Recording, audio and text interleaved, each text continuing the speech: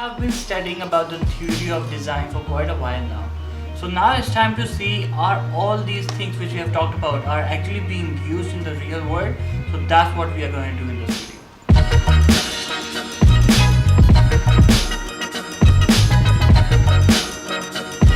Hello everyone, welcome to the Design Index Show. This is Shazib Kazmi, your host, and today we'll be looking at some real world live websites on the internet which are using all the design principles we have talked for the past few weeks. So without further ado, let's jump in. So I have already got some websites open in front of you.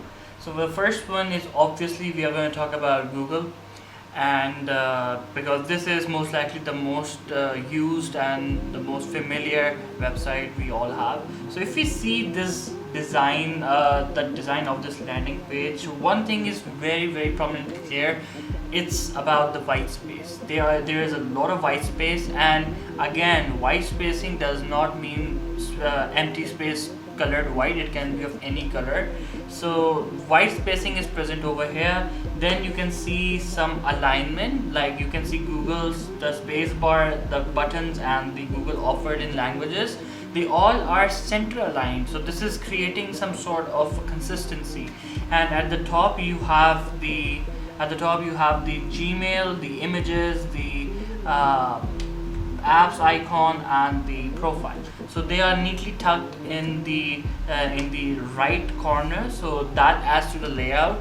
So this is a very intuitive layout to keep it clean and easy to access, like you have to access Gmail, email. So what is going on here? First thing is white space, the second thing is layout, the third thing I would say is a visual hierarchy, because in this entire website the first thing which you can see is the Google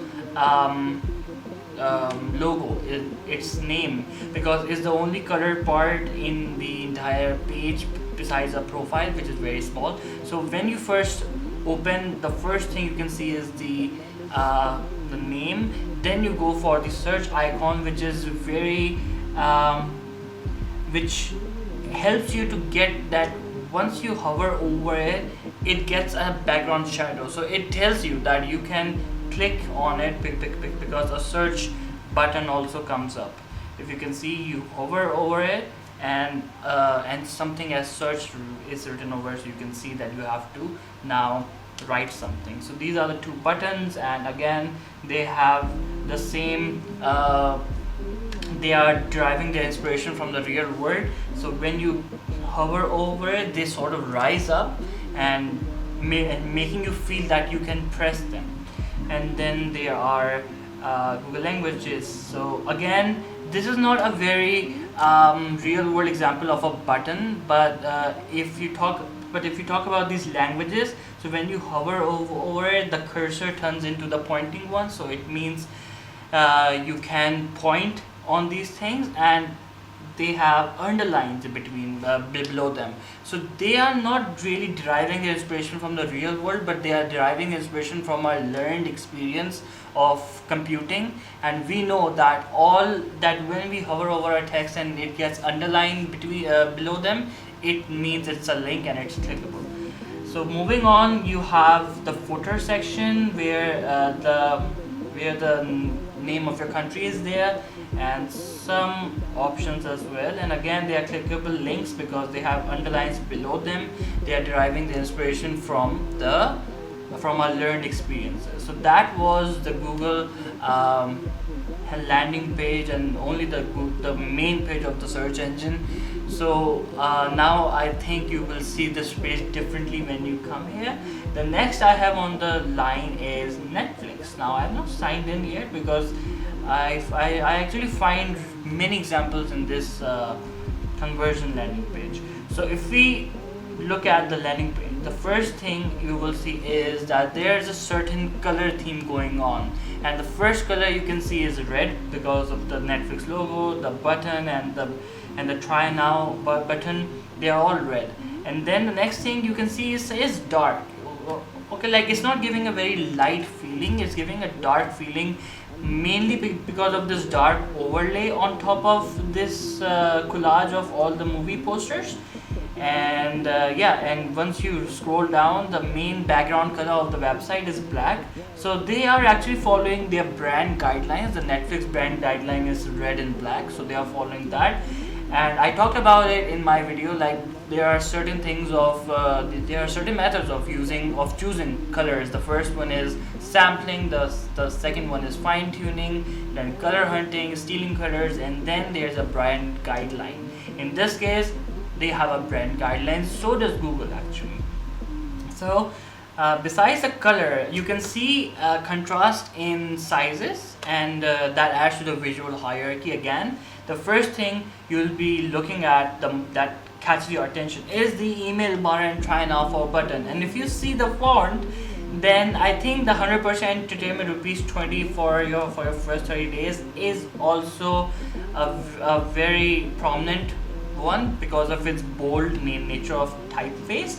But I think why the email catches my first attention is because of the amount of color it has. Like it has got a lot of gravity in it because it's white colored and red, and it's very big in size. So first attention goes to the email, then to the title, then to the you can say the subheading, and then where to watch. And I don't actually go on and read only new members are eligible for this offer because it's very low in the visual hierarchy. If you scroll down, then you can see there is a very good example of unbox it and layout and consistency, because you can see that this layout has been followed throughout the website. Text over here and a picture over here, so this adds a very pleasing interface experience for you. And again, the pictures are the example of unbox it. So what they have done over here is they have tried to add some tension into it. Like they are having consistency, right? Like each row has got a text and an unboxed picture which is actually live. So it's not a picture, it's a GIF maybe, or After Effects file. So and the next row, it has got the same picture which is live and playable, and text, and again in the next row. So they are having consistency in the amount of content and the way they present. So the heading is of certain font, then the paragraph is of certain font, the same font size. So they are having consistency, of course, because they are a very professional company and have a very amazing design team skill. And besides that, they are shifting the places of both of the elements to add some tension, which makes your UI very interesting. Then there's the FAQ section, and again you can see the type is very bold and very big because you now know that what you have to do. And again, when you hover over these options, the cursor turns into the hand tool. It means it's clickable, and then it rolls down with the information. So I think and again it closes up as well. Now this is another thing which I think missed about, is keeping your UI clean. Okay, sure, you came into a room and it's very clean, you are pleased, but over time it will get dirty because untidy, because you will be using some things. Wouldn't it be best if once you use something, it automatically went to its right place? So it would add to the overall experience, and that's what we have over here. Once you click over in this one, and if it did not have this feature, then all of these would be open and it would just add to the length of the landing page. So it's not a good design. Again, they are really pushing you to enter your email and get started. Now this is again the wise user visual hierarchy, and again a very wise placement. So this is actually the UX part, the logic part, like how to convert a user into subscriber. Then you have the footer section, and again the footer sections are not very flashy and not very glamorous. They are just there to have some information, and company actually don't want people to because if people have to ask you questions, then that doesn't mean that your website was good enough. So they don't really care about the footer section that much because their websites are very well designed. So this was Netflix. I think I should move a little fastly quickly. So now we are moving towards the Microsoft Surface. landing page. And the first thing you can see here is the hero section with the unboxed photo of the new Surface Duo. I actually find it really amazing despite the gap in the hinge. So this is the unboxed picture of the Surface Duo. There is a certain type font style going on here. Same with Netflix, same with Google. They all have their own, you can say, font families in their brand guidelines. So they use that. For Microsoft, I think it's Segoe UI. I may be wrong, but I am 90% sure. So there's a headline over here. So again, the visual hierarchy: first you go for the unboxed picture, then you go for the heading, then you go for the paragraph, and then meet Surface Duo. I actually go for the picture first and then the Surface Duo and then the meet Surface Duo button, not the paragraph, because it's more interesting, you know, but it doesn't catch my eyes the very first time because it's very small. Then you scroll down, you have these 4 categories, but I actually feel they could have added a hover effect over it to make it more intuitive. They haven't, but the changing of cursor is actually is intuitive enough. But I think hover effect and just changing their color, making them bright or darker would have been better. Same now again, once you come over here, you can see these buttons pop up. So it is a very intuitive design. It tells you what to do, because if it would have been there already, you may have missed it. But once you are over there, something new pops up and it catches your eye quickly. So it's very good design, and now you know that it is something there. It has less chances to be missed, you know. And again, they are following a level of consistency: a picture, a text, and a button. Picture, text, button, and picture, text, button. So consistency, I like it. And one thing you can see in all of their designs is white spacing. They like to keep the UI clean. And again, they have a centered aligned text over here. And now this unique thing. Okay, so this is a very good example of layout, but and it's consistent in a way that you can see they have a certain style going around here. The background is the same. They all have an action button. They all have a heading and a paragraph. And some of them have tags as well: new, now Surface, and they have an unboxed picture. So the consistency of elements is greater than the consistency of layout. And if you talk about layout, then there's a level of consistency there as well, because they all are in rectangular form. They are not circles or triangles. That would have been made it very, very weird. So this actually gives us sort of a masonry grid. Yeah, this layout gives us the feeling of a masonry grid, which is actually a very, very intuitive UI element if you can apply it. So this is a very cool way to just present all of your products in a one go. Then you go on and you have another heading and a button to click on. Now this is a video. How do I know that this is a video? Because of this play button. Now this play button is again deriving our experiences from the real world, from back when we have Walkmans and physical players with this play button. But now it's just a button on this an icon on the screen, if you will. So as soon as I saw this button, I knew that I could play this. But once I hover over it, it reinforces that idea of playing it, because it has got a hint coming out. Again, there's an unboxed photo over here. There's a card. So a layout is over here, falling over here, white spacing all around, and yeah, then there's the footer. So good stuff. We'll quickly move on through the Google Store as well. Again, there's a hero section, nothing new, an unboxed photo, a heading, a button, and then the paragraph. So, and it's changing. So it's keeping the experience new, because if it would have been static, then it would be boring, I guess. So now these are the products. Again, a little action once we hover over it would have been nice. And one bad UI over here I would say to Google Store is that once you are hovering over on this one and you move on, it's still clickable, right? And once you and then you land in the Nest Wi-Fi. So I don't know if I click over here, what would I click? The Pixel 4a and Nest Wi-Fi. I should click Nest Wi-Fi because I'm in closer proximity to this.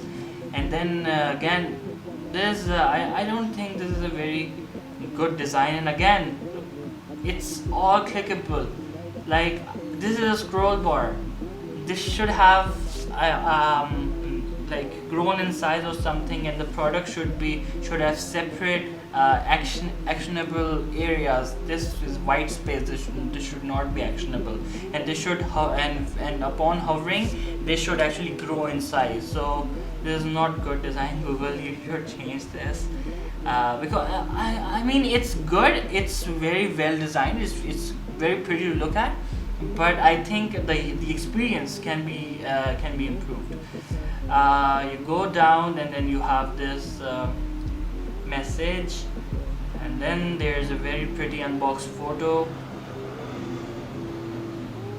Again, the heading, the shop now button, and you move down. This is animation on scroll. So once you move down, these things appear. So it's keeping the experience fresh. It's getting you excited, and that's all about Google products basically. They are very playful in nature. That's the whole theme the company goes for, being playful and casual. So it's very colorful, diverse, because blue, yellow, these are very diverse colors. Primary colors: green, red, pink. And unboxed photo, moving pictures, I love it. The same thing, the moving and this thought can be applied to those things I mentioned above. These products, these are not well designed. Then you go down, and then again there's a banner section of the Nest ecosystem, the heading and the Learn Now button. And now this is a good hover effect. Okay, something like this would have been nice on the scroll bar, the Learn Now button. Then you have keep me updated on tips, because this is the most important thing they want to focus on. And the next thing is the sign up button, and it's clickable based on the hover. And yeah, that's all about the Google Store. There was a design flaw, Google. Maybe you are watching this, so please apply that. And now again, Apple. Again, I have been saying this, and Apple has apparently implemented this. Good, this is good stuff, Apple. So this is the nav bar. Once you hover over it, it's clickable, and the white space is not clickable. Only the products are. So this is good design. You know that once you click over here, nothing will happen, and once you hover over it, the color changes. Something happens, so it means that thing is active. Very nice. Then there's message, learn now more. The color is different to have our attention. Again, they unboxed a picture, but they kept it in a frame. Now now if you want to do this, go ahead. Both of the things work. I actually believe Apple, if you would have unboxed it, it would have been very, very cool. But if you want to go with this layout, you can, but I think it would have worked in this place because the iPhone is present as a whole, but in this place the iPhones are actually being cropped. So I think here this box version works because you are going for that cropped out extreme crop thing. Same goes for here, you're going for the extreme crop. So I think for the level of consistency you may have gotten this box version. So good design. Sorry, I take my words back. It may the unboxed version would look good if the thing inside it, the thing you unboxed, still makes sense once it's out. It's not looking incomplete. So if that's the case, you should go for the box version because it adds to the tension by adding the extreme crop feel. Again, the layouts and headings. The heading is more heavier. There's a call to action compared to iPhones. Now these are on the unboxed version of the iPhone models because again they are complete and nothing is being lost. A level of consistency here because you can see 2 lines, 2 lines, 2 lines, 2 lines. All of these have 2 lines. This here there was a little break, so I think this could have been improved. But again, your website is is there to provide information. So your information comes first and your design comes second. But I think there could have been a workaround for this, like taking this super retina of this. I think they are trying to differentiate this super thing by all of these. That's why it went below. But I think you can actually remove the display button, because we know that 5.8 and 6.8 is, you are talking about the inches, but to keep it clear you are adding it. I think there was no workaround for this. They must have tried. But again, wise choices may have done something a bit more time.